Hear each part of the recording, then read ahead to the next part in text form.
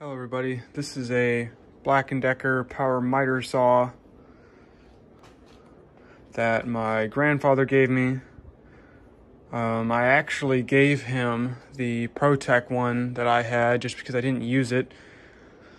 I had all the accessories with it, but even though that one was a 10-inch, it was just kind of a bit bigger than this one, and I thought they would use it more. This is really more portable, and I want something I can put in my truck easily and take somewhere.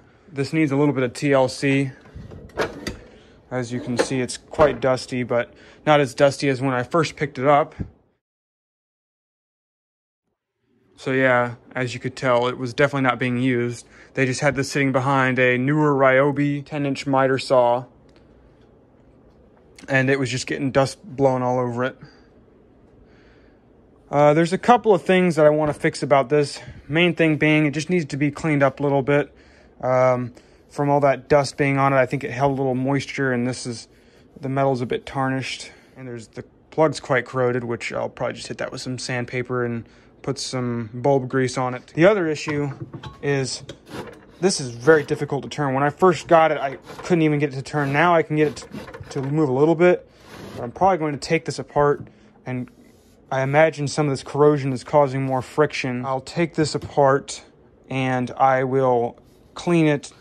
The other thing is, I'm sure this is going to need a new blade. I'll do a test cut before I put a new blade on it. But judging by the way the blade feels, it feels really dull.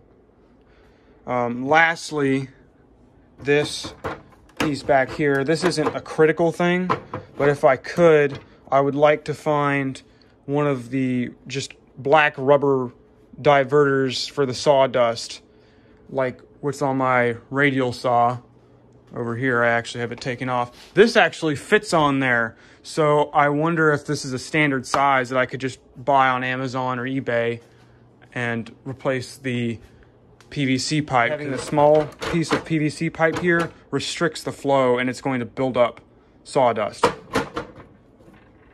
All right, here's the old blade.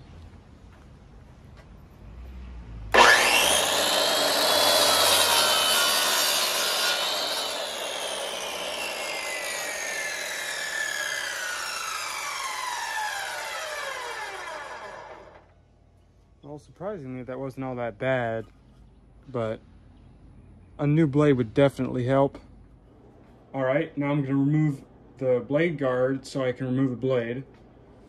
And I have to say, this is probably one of the easiest blade guards on a miter saw to remove that I've ever seen. It literally just takes 1, 2 wing nuts and it's off. You take this one off here, and remove this piece of plastic, and then you remove this one up top, and that's it. Being that this is an older style miter saw that does not have a blade lock, and it also does not have any sort of bolt on the opposite side of the blade to grab onto, it's a little difficult to pull these off with just a wrench. So I'll show the trick I use to get these off. I take this little piece of wood here, stick it right there. You want to make sure it's going to catch on one of the teeth, and then my adjustable wrench, and just like that, comes off pretty easy. For anyone curious as to what the blade that was on there was, it's a Cummins carbide tipped 10-inch 40-tooth saw blade. Some of the carbides are broken off, so yeah, this blade definitely needs to be replaced. Next thing I'm going to do is I'm going to start disassembling it, and I'm going to try and remove a lot of this gunk. There's just sawdust and grease buildup. I'm not sure yet if I'm going to take that apart, but I'll definitely take the motor apart and grease it because it sounds pretty dry.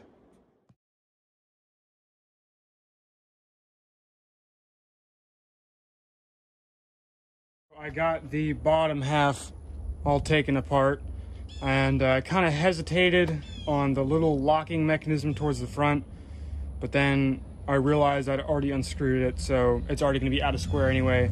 So when I put this back together, I'm going to have to make sure I put up a speed square next to it and then tighten those screws down there, because otherwise it's not going to cut a 90-degree angle anymore. Now I'm gonna clean all these pieces, and then I will put them all back together. And after that, I'll clean that separately just because there's more screws there. And I've only got one bowl of screws. I'm thinking I might not take this spring apart here. This is probably under a lot of tension. And when I pull it off, I don't know if I'm going to be able to get this coil spring back to where it's supposed to be. So I think I'm just gonna leave this alone. I'll take the motor apart because that should be relatively easy, but I'm not trusting that I can get this back together on my own.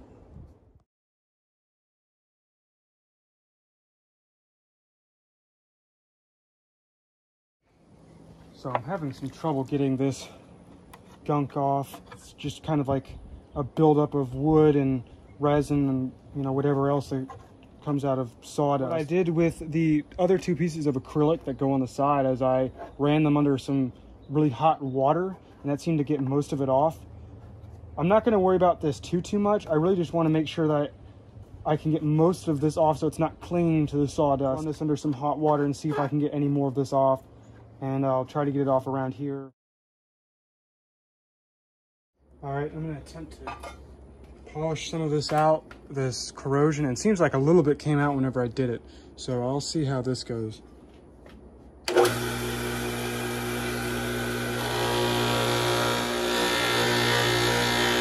Okay, so this seems to be working. I mean, there's still obviously some staining there, but this side looks a lot better and it's much smoother than this side. So I'll continue on.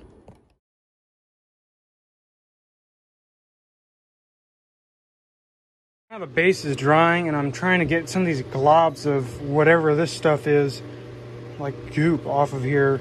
And I'm just going over it with steel wool and isopropyl alcohol, trying to get this stuff off. This here too needs to be polished up. While the polishing makes it look pretty, this polish that I use leaves a little layer of, I think, a silicone on it or something like that. Kind of helps protect the metal from getting corroded again. All right, now I'll polish it up on here. I was actually able to get the numbers pretty shiny again just by rubbing some high grit sandpaper in the direction of, like, you know, like this, a radial direction like that, and it came out pretty well. So I guess I'll try and polish those.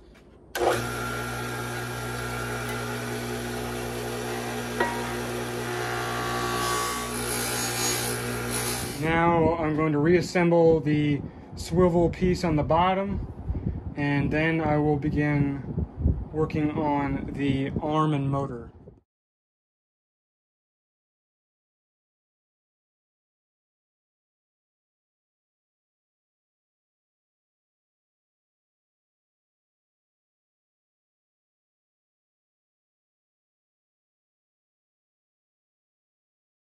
Okay, now I'll take the armor part, and I might do some cleaning on that just because it's still a little bit dirty.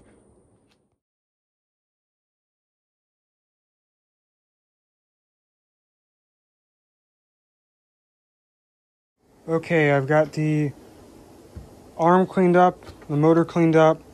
The last thing I need to do is take the gearbox apart and grease it. Got some grease now, and I will use this little piece of a plastic spoon to scoop it in there just because I don't have a grease gun. Okay, it's all glooped up. Now I'm gonna put it back together.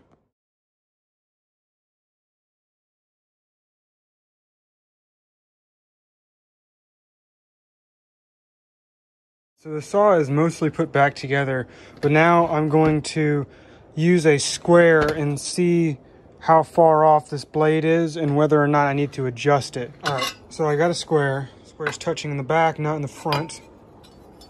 And I'm trying to avoid the carbides. I know the carbides are gonna make it a little bit thicker, but I can definitely tell that the blade, the saw, is too far to the right. So I'll undo the screws and try and turn it a little bit. It's pretty much even on both sides now. So I think I'll tighten up those screws and put it all the way back together. All right, the saw is all put back together now. I ended up using the rubber diverter from my radial arm saw, and it fits on there. So I will look for another one on eBay or Amazon, wherever I can find that they sell those. But for now, it works. I've got a CMT Orange Tools combination blade. I will eventually put a different blade on it. This is what I use on my radial arm saw now. I just wanted to get it all put together so I could show that it cuts properly and works now.